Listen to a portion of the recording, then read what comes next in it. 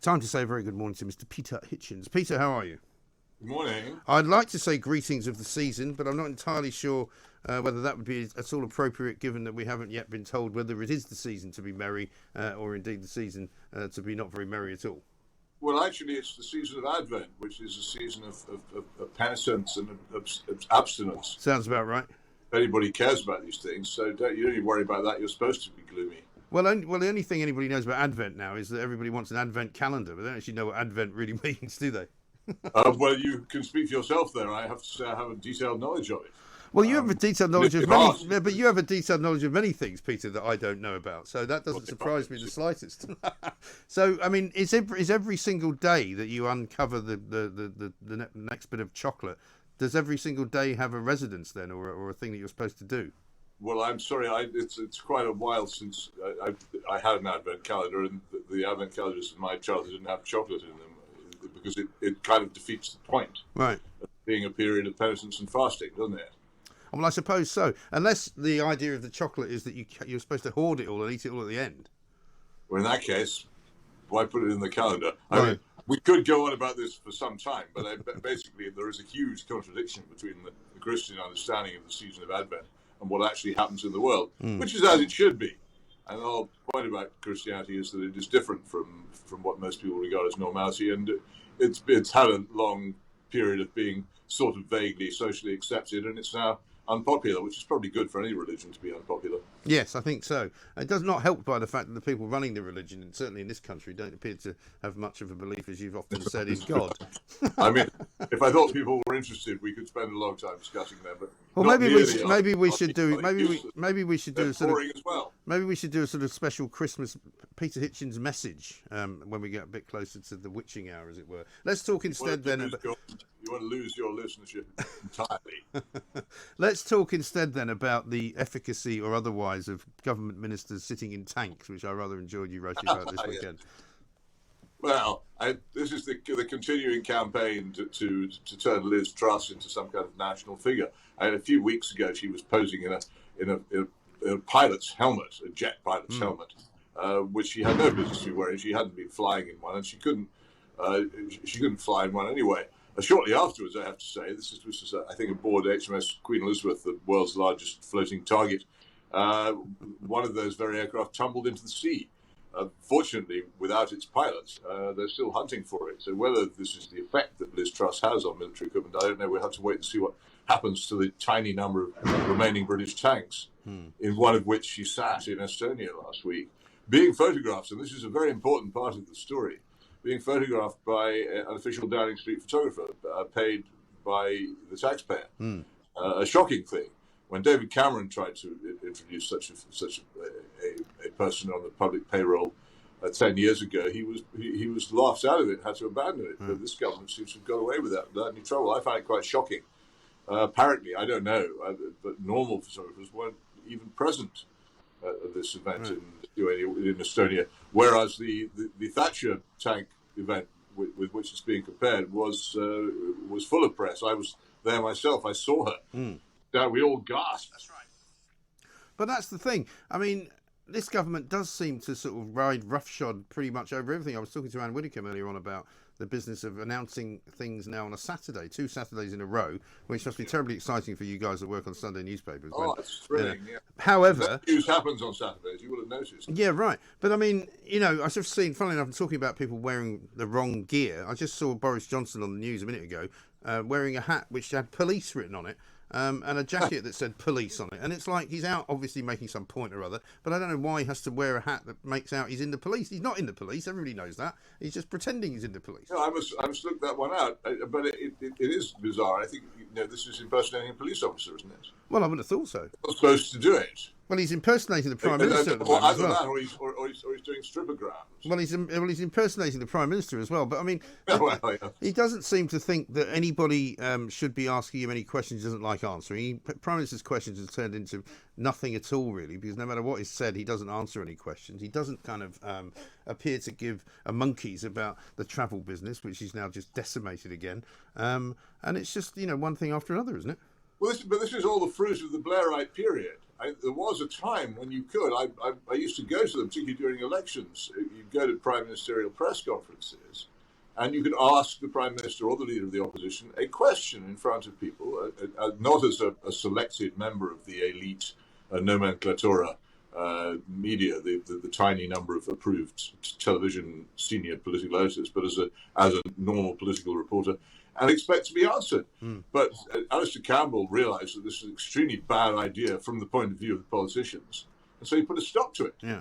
And that it's fascinating. During general elections, there are no more press conferences. They've simply stopped happening. The Tory party saw this and realised that it was great for them too. And this is another thing. You possibly remember, I can't even remember what the subject was, but it came out that Blair had told his aides to discover and manufacture an eye-catching initiative with which he could personally be associated, which always seemed to me to be a perfect summary of most of the things which government comes up with. It's called manipulative populism. You get on with what your real agenda is, which is presumably doing what your big donors ask you to do. Yeah. And all the general politically correct stuff which all governments are committed to. And then you make these pretended populist claims to be doing things about drugs or immigration.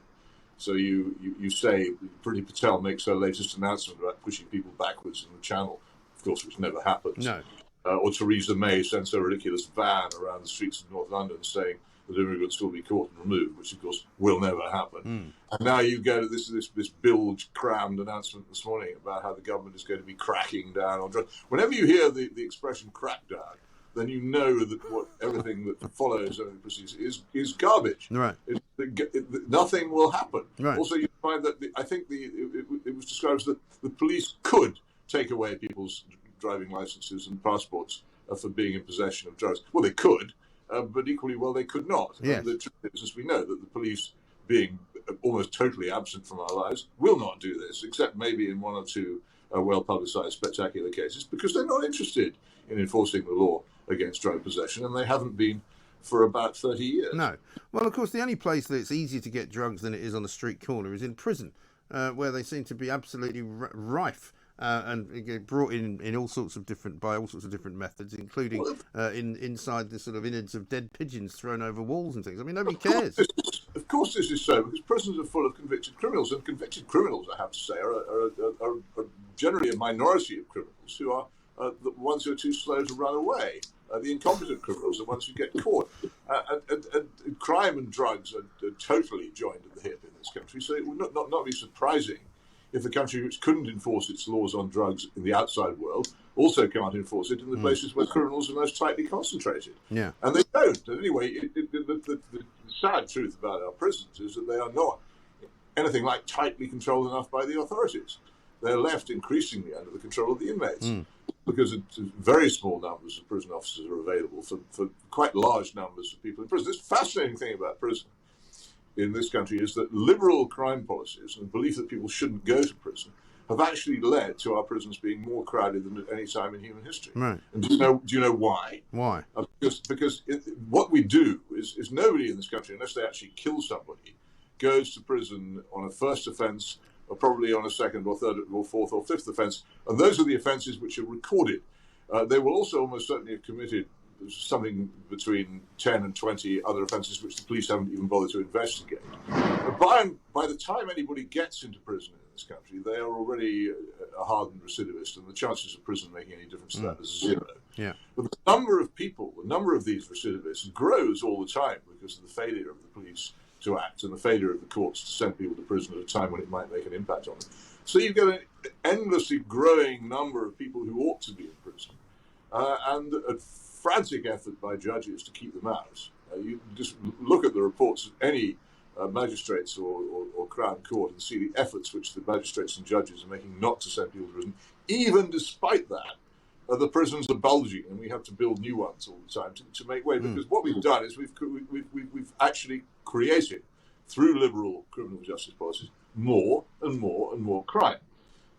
Should we then be building more prisons, though, in order to lock more people up? If you build prisons, it's like the National Health Service. You can carry on spending money on prisons till the end of time. You would never build enough because the policy is wrong. What we should be doing is confronting people who behave badly and as criminals as early as possible. Street disorder should be confronted quickly, because it's often people who engage in that become criminals. But it's not. The police aren't there to confront it.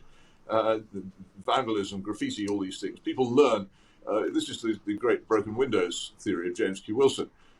People learn very quickly that there is no authority in an area when you can get away with riding the tube without a ticket, when you can get away with smashing windows, when you can get away with vandalism, when you can get away with chucking litter on the street. People realise there is no authority, so it very quickly leads to other much more serious crime spreading. And this is what you have to do, and this is what zero tolerance is all about, is to react very quickly to crime by having people on the spot to deter it. Who can have a quick word with people. You don't need to imprison most people to stop them from going on with lives of disorder and crime if they think there's authority there. But authority is absent. Nobody ever tells anybody off.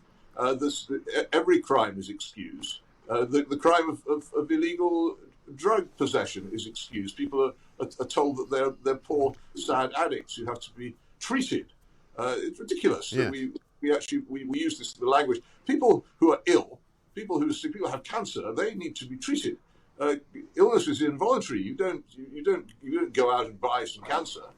You get it, and it's compulsory, and then you can get treated for it. To compare this, to equate it with deliberate criminal acts, is an insult to the ill, and yet we do it all the time. And this supposed policy today of more treatment for drug abusers is an absurdity. It's a moral outrage, because it says that people who do something which they know perfectly well to be illegal and wrong, and then, if not exactly rewarded, certainly let off anything remotely resembling punishment. Yes, and I think that's right.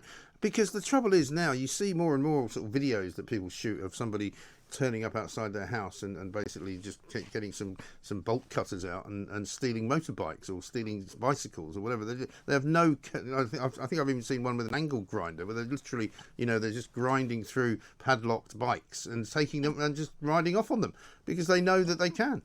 Well, they know that the police will not do anything. Yeah.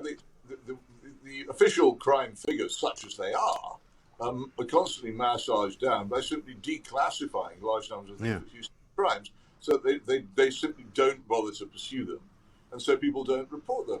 And in some parts of the country, I'm sure it's very, very difficult to get insurance for anything portable, because people know that it will simply be stolen and nothing will happen. And the misery of people living in those areas is considerable. But under the current system, there is no rescue coming their way at all. As I say, the prisons are disastrous. They don't have any effect at all on reducing crime. And then the most terrifying thing about them is the fate of innocent people who are incarcerated in them, in places which are by and large run by criminals. Yeah. It's a horrifying thing that any innocent person should be in such a place, but I'm afraid it does happen. Yeah, I know. It's dreadful. Stay where you are, Peter. I'm going to ask you about this variant business and what's been going on and what's likely to happen between now and Christmas.